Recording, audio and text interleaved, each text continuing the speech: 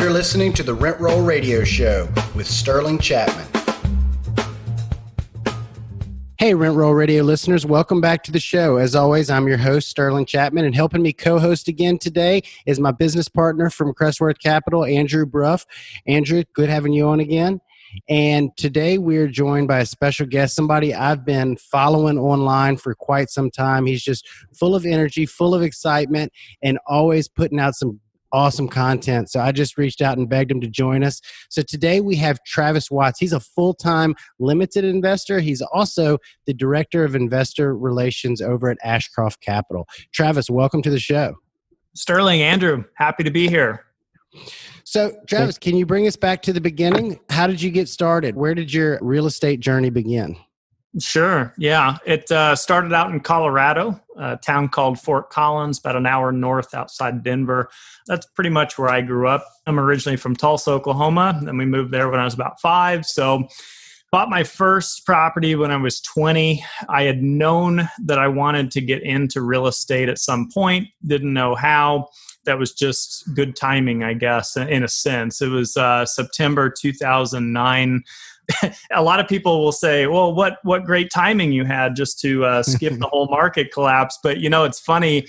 At the time, I was asking friends, family, anybody I could reach out to what they thought about me buying a home in September 2009. And everybody was saying, do not buy. You're nuts. Things are falling. They're collapsing. It's just horrible. But, like I said, I knew I wanted to get in at some point. This was going to be an owner-occupied home next to a college campus. I knew I could rent the spare bedroom out and kind of house hack it. And, running the numbers, it just made sense. This home fell about 40% in value recently at that point. Plus, the government was handing out the $8,000 tax credit for first-time home buyers. So I'm looking at all three of these scenarios going, I get that everyone's telling me not to, but I think it's a good time for me. So that's kind of how it started. I think my eye-opener to passive income was when I did start to house hack that particular, it was a condo actually, a 2-1, someone handing me a check for $600 and knowing that my mortgage was about $640 and going, wow, I'm pretty much living for free and not having to work for it. That's incredible, And so I thought, well, what could I do to kind of scale that up? And it was interesting because I really wasn't into self-education and podcasts and reading that much at the time. And I wish I had been. Well, how old are you, Travis? 32. So I've been at this 11, 12 years, whatever it is. We didn't really have much content out there 12 years ago. I know. You probably didn't call it house hacking at the time. That's true. Yeah, a lot of things have popped up. The FIRE movement, which we can touch on. A lot of things I was kind of doing, but didn't really have titles at the moment. But I ended up doing a lot of active stuff. I'll kind of condense this section of the story as short as I can. So I did fix and flips. I did vacation rentals. I did the house hacking, owner-occupied homes. I'd buy distressed, fix up, sell 2 years later for tax-free, all that kind of stuff.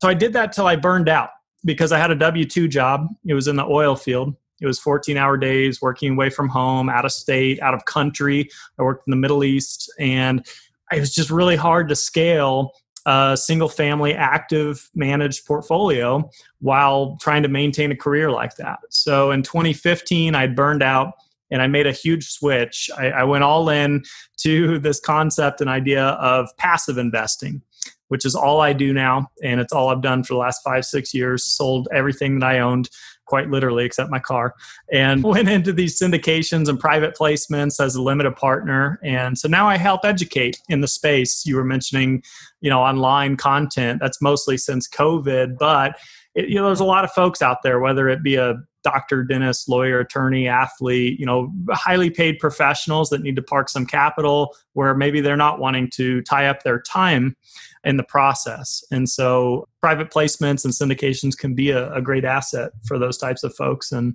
so that's kind of my mission, is to help spread the word. As you said, there wasn't a lot of education back then, and trying to be that person I wish I would have connected with back then. Absolutely. And that was the reason we started the podcast. And you work for Ashcroft Capital and Joe Fairless with his book on syndication. That was kind of what inspired me to start the podcast in the beginning. But Awesome. we kind of taking a step back to kind of unpack the active. And I definitely want to get more into the passive because that's Sure. definitely where we're all headed. But a lot of people that are just kind of getting interested in investing in real estate, it's easy to make a case for passive investing, but it's also very easy to get the rebuttal. Well, I don't have any money to passively invest. So can you kind of walk us through that transition from like the early days where you were getting the funding, maybe walk us a little bit through your journey through the active and kind of what led up to allow you to fully transition to the passive side? Sure. Yeah, absolutely. And very fair statement. I mean, it is capital intensive if you're going to be a full-time, especially LP investor. But that being said, I will share the story and hopefully this can resonate with a lot more folks. I wasn't born from money. I wasn't handed, a trust or anything like that. But what I did have was a little bit saved towards college that I ended up getting a scholarship for instead and pocketing that money. I just didn't spend it and I just didn't want to take on any debt. So as I exited college, I had no debt and a little money in my pocket. I had waited dumb luck through a recession. It just is the way that it turned out. I graduated in 2009. That's just how it was. And so, yeah, some dumb luck, a little bit of being prepared, a little bit of I was working since I was 15 and saving as much as I could save, that kind of stuff. I was raised by two very frugal parents. Everything was about coupons and living below your means and buying the off-brand and not buying things we don't need. All that kind of stuff was like my roots. So I had one side of the coin, how to save. I didn't know anything about how to invest. And so that came from the self-education, the books, the things like that. So I put nearly everything I had into that first home. I went with a conventional 20% down type of situation, got the 8,000 back. That was nice. And, house hack, live virtually for free. And I just kind of rinsed and repeated that model. And, the oil field was a high paying gig. Unfortunately, it was a gig I didn't enjoy. I wasn't passionate about. It didn't fit me. But I recognized that as an opportunity to earn some money. And if I could be very frugal and live severely below my means, is kind of like where the FIRE movement mentality, came into play. It was kind of a 4-step process. It was earn as much money as I could earn, live on as little of that as possible, invest the difference in assets specifically that cash flow, but also with equity upside, and then try to avoid bad debt, credit card debt. As I mentioned, I didn't have student loan debt, things like that, personal loans. So those are really the 4 steps I followed to the point where in 2015, I'm sitting there for the first time doing a detailed analysis on my net worth, thinking, what if I just sold everything that I own, literally paid all the taxes, the realtor fees, the commissions? What am I left with? That would be the net worth. What if I put that to work passively in these syndications that I'm learning about at a conservative cash flow amount?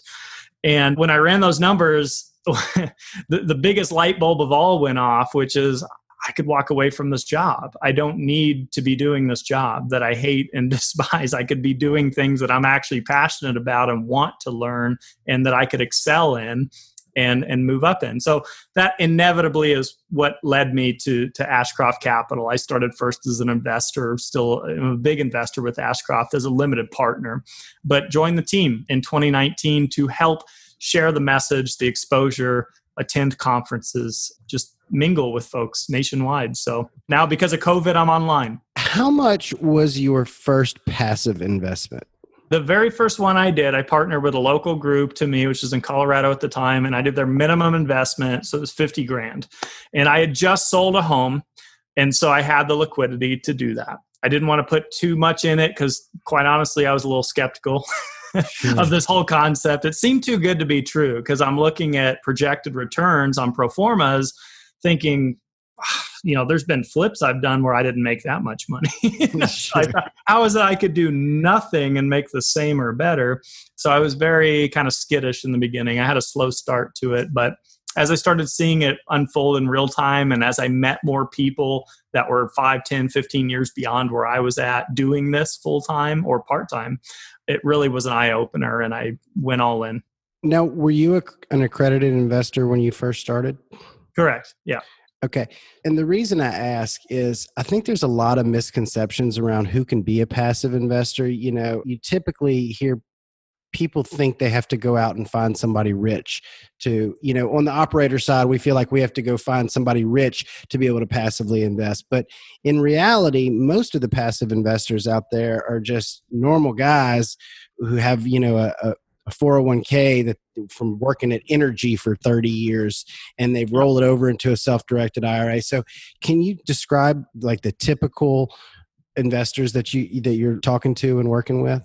Sure. Yeah. And it definitely is a big misconception. I wrote a blog on this not too long ago that too many people see these publicly advertised syndications, which are 506c offerings in most cases, which can take only accredited investors. And so you kind of get a perception when you're new to this space that, well, everything's for accredited investors, I guess. Everything I've ever looked at has been. And so you kind of tune out if maybe you're non-accredited. But the fact is, I would say the majority of these groups are doing 506B offerings where they can allow 35 sophisticated investors into a deal if they so choose to do that with a pre-existing relationship, things like that. So you may not need to be an accredited investor at all.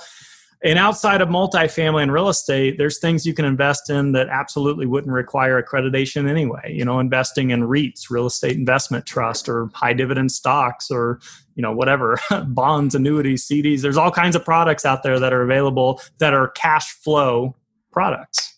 So to me, it's more about the concept of investing for cash flow versus equity and capital gains.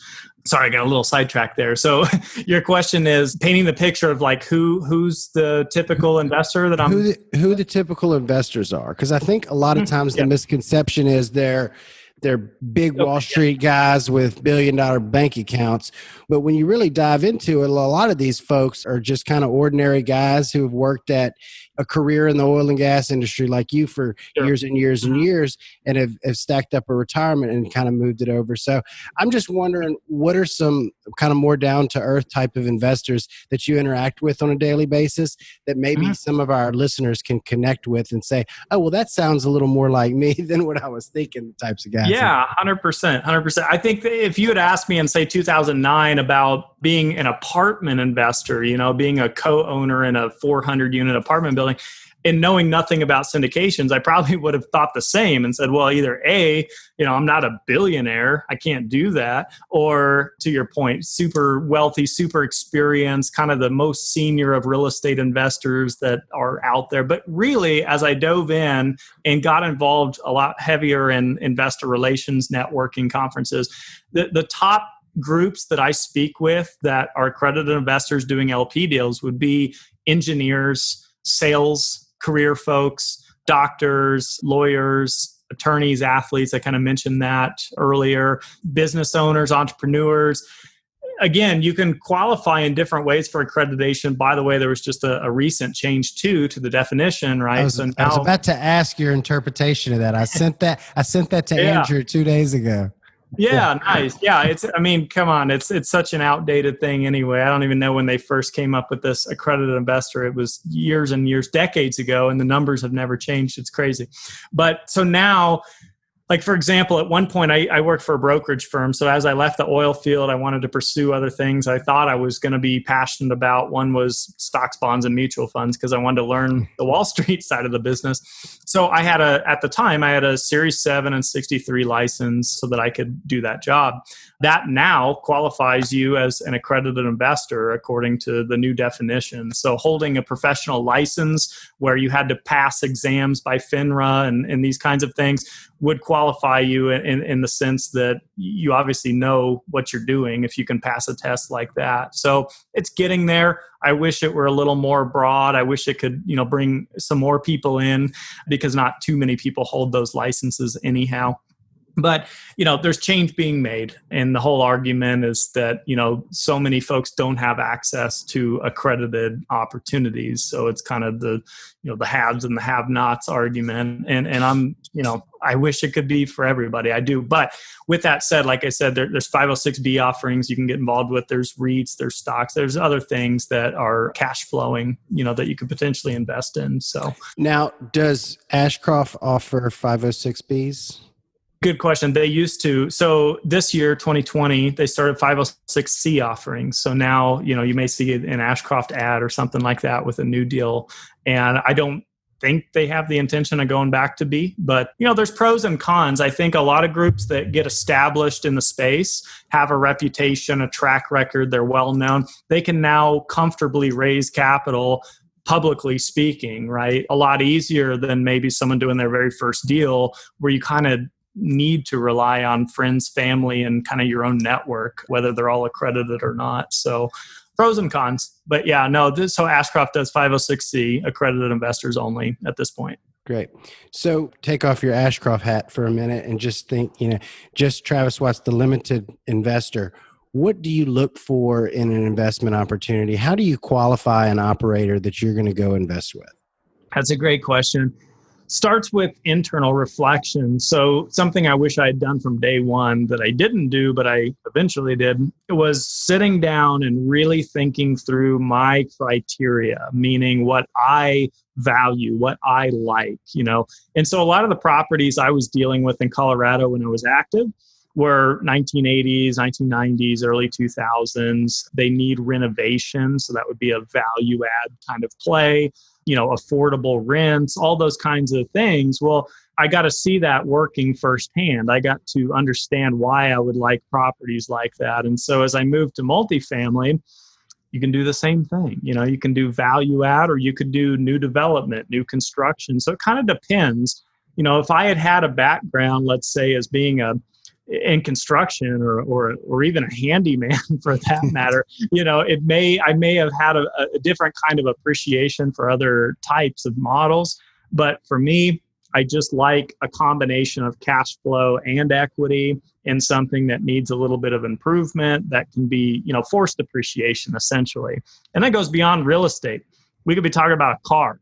The way I buy a car is that it maybe is a little distressed, has a few issues, right? I'm going to buy it cheap and I'm going to get it fixed and now it's worth more. And so I'm going to lose less in the car scene, And that just resonated with me. So I looked into great communication, transparency, team track record. Monthly distributions are ideal for me because I was going to be living on this income. The industry norm would be quarterly. So, everybody's different. Some people may not care about that. If you're investing with an IRA and you got 30-year time horizon, who cares monthly versus quarterly? But for me, it did. So it's understanding yourself, your risk tolerance, what's important to you. And then you're going to go out there and seek groups, network and seek groups doing those types of deals. And then you automatically have an alignment of interest day one because your philosophy is probably very similar to those folks. So why passive versus active? Yeah, good question. So it's, again, very personal and different. So there's 100% nothing wrong with doing anything active. It's a great way to churn some equity quickly if you're very hands-on, which I was not. I'm just not handy. I was doing my first fix and flip, by the way. Side note, I didn't have an electric drill. That's how handy I was. So I'm having to contract everything out. I'm losing a lot of margin. I didn't have great connections to find good deals, things like that. So to me, but let's take it from one other perspective. You mentioned earlier, Sterling, we all have to get to passive eventually, in a sense, whatever you'd said exactly, but that's true. So whether you're in your 60s or 70s or whatever, and whether you're doing this through Social Security and a pension and a 401k, we all have to get to the point where we're going to be passive. So my thought was early on, what if I start focusing on cash flow and income now, instead of hoping that these things might be out there in my 60s, that I might bank on the government or these different types of entitlements that are there. We can clearly see pensions going away and 401ks not being sufficient for retirement, and Social Security system going broke. So it's a little scary for someone, my age to think that that's what I'm going to be relying on for retirement. So for me, I think I just wanted to put control into my hands earlier versus later, and then have flexibility over lifestyle. I think it's also widely known we're kind of going into a gig economy where folks are looking to be contractors, work from home, work maybe part-time, work on things that they're passionate about, instead of the old traditional system of climbing the corporate ladder and staying with the company for, 50 years or something like that. So the world's changing, and I guess I just wanted to kind of try to be one step ahead if possible. Absolutely. And one thing that kind of always sticks out to me, and you see a lot of people, whether in Facebook groups or blogs, kind of attacking one another because they think, oh, I have the right answer. This is absolutely always the right answer. And what I find is that everybody's at a different place in their journey, and there's always a season where something may be the right answer. Yeah. There was a point in my life where I wanted to be the CEO of the W-2 job that I work at. And I was so aggressive at climbing that corporate ladder. And I looked down on everybody else that wasn't as aggressive and going forward as I was. And then I kind of ran into real estate and I kind of started shifting gears. And now, I kind of look at those people that are in that space I used to be in, and they're kind of looking down their nose at me. I was like, oh, no. I've been there. I know. And it's the kind of the same little interactions that you see between like active and passive investors. Like, you're right. Yeah. Eventually, I think everybody wants to get passive, to have the freedom to not actually have to do the work, but receive the income, But I think that the answer is there's different seasons for all of us, and we're all just at a different place in that journey. Yeah, absolutely. I couldn't agree more. And the other thing to point out is that, I'm an extreme example of someone that went 100% active to 100% passive. That's not the case for most people. Again, back to the demographic of engineers and lawyer, attorney, doctor, dentist. A lot of folks, and my dad, here's a good example, late 60s, right, owned several actively managed single family properties, but then at a certain point said, you know what? I don't want this to become my job in retirement. So I'm going to start doing passive deals also. So he's probably got an equilibrium, maybe 50-50, I don't know, say 8 passive and 8 active. And for him, that's perfect, So yeah, different season in life, different approach, but probably more likely the approach out there. I mean, even a lot of the syndicators, GPs, also LP in other deals, to kind of balance and scale cash flow up. And so, yeah, I'm not trying to advocate that folks should be 100% passive like I am. I'm just an extreme case. I'm just all for it all. If everybody was 100% passive like you, we wouldn't have any deals to invest in. That's right. Yeah, no, I'm a believer in cash flow, passive income, interest income, just assets that produce that kind of stuff, but equally so just real estate, right? If your highest and best is flipping a home, that's what you should do, Yeah. and I'm all for it. I've done it. I found success in it. But after a while, again, change of season, change of like perspective. And I thought, there's something else I want to try now. So you've mentioned several other asset classes outside of real estate multiple times. So do you have your portfolio split up between real estate and other areas? Yeah, the way I kind of have my personal portfolio structured is 80% would be what I know and understand best and align with best, where I kind of hedge most of my bets. So mostly that's multifamily, value add, apartment syndications, that kind of stuff. Now the 20% of my portfolio is what I call experimental. And so I try a lot of things, I know other people have said it in different ways, like Mark Cuban's famous for saying like 10% Bitcoin, The point is don't put all your eggs in that basket, but maybe play around a little bit. So I've done self-storage and ATM machines and first lien notes and the REITs and all that kind of stuff, things that produce passive income that maybe aren't, value add multifamily. So some of those have been tremendous in returns, and others I've lost a lot of money in. So that's why it's experimental, and that's why it's only 20%. Right. So it's my learning bucket. Got it. Keep the main thing, huh? Yeah. What did one of my mentors tell me a long time ago? Find something that works and double down on it. Essentially, paraphrasing, but that's kind of what I've done. Awesome. Well, I want to head over to our radio round real quick, where we just ask 3 quick questions to help our listeners get to know you a little bit better. The first one, what's your favorite book?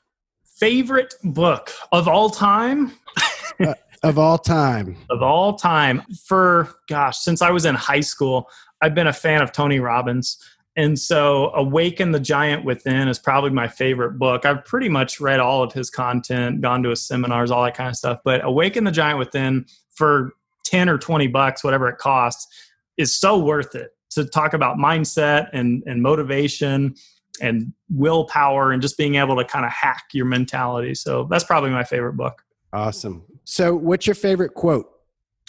Favorite quote: most people overestimate what they can achieve in a year and underestimate what they can achieve in a decade. It's another Tony quote, but come on, man, that's like my story in a nutshell, right? Absolutely. 10, 11 years, 10, whatever it is. Yeah. Absolutely. And what's your favorite thing to do outside of work? Travel, 100%. My wife and I are world travelers, or before COVID we were. So Right. I'm sure we'll branch out again one day. But yeah, just traveling. We backpacked Asia. That was an amazing trip. And then we were out in Germany and Venice in 2019. Thank goodness we made that trip right before COVID. So yep, love it. Absolutely. So what's next for you, Travis? What's next? Helping and reaching more people is what I'm trying to build right now. So since COVID and the lack of conferences in person, I've built up an Instagram channel, a YouTube channel, a Facebook, You've got a new podcast out. I got a new podcast out with Theo Hicks, the Actively Passive. I was turned down. I made a suggestion when Joe was asking for recommendations on the naming that podcast. My recommendation, which I liked, was Pastimes with Passive Investing. I thought that was catchy as all get out. There were so many great ones. I know. I didn't get that memo until I didn't even have a say in the show title. So I left it up to everyone else. So yeah, that's been fun. That's great. And I mean, we don't always, stay on track, quote unquote. Like we were talking about celery juice the other day. That ended up being like the whole episode. So I have, and we're running out of time, but I keep hearing this celery juice. Every time I see your name, somewhere in the article, celery juice pops up. What's the deal with celery juice? Why should we be drinking celery juice on a daily basis? Not a doctor. I'm not licensed, whatever. We were talking about life hacks. We were talking about knowledge hacks. We were talking about, leveraging mentors. And that had everything to do with real estate and business. And then all of a sudden, that was my health hack, so Theo's like real into like the workout stuff, and he can tell you all about health hacks on working out. My thing was my wife and I, we love to experiment with different diets and different, drinks and fasting and all this stuff. And celery juice has just been the simplest thing that you could probably do, right? It's like 16 ounces of juiced celery juice once per day, separated away from food and coffee and other things that you're putting in your body. And it just gives you a natural energy boost, more so than caffeine. It can help with, eczema and brain fog and, so many ailments that people have, which thankfully we don't have a lot of, but the list goes on and on. It's incredible. And it's the weirdest thing. And so, yeah, it's kind of been like a trend and a craze. I was skeptical of it. And then we started doing it. And it was like, wow, like we've done things like a 3 or 4 day water fast that didn't have the same effects that just celery juice has in one day. And it's like, I got to share that with people. It's just something to put out there. So I'll give it a shot. I'm going to try it.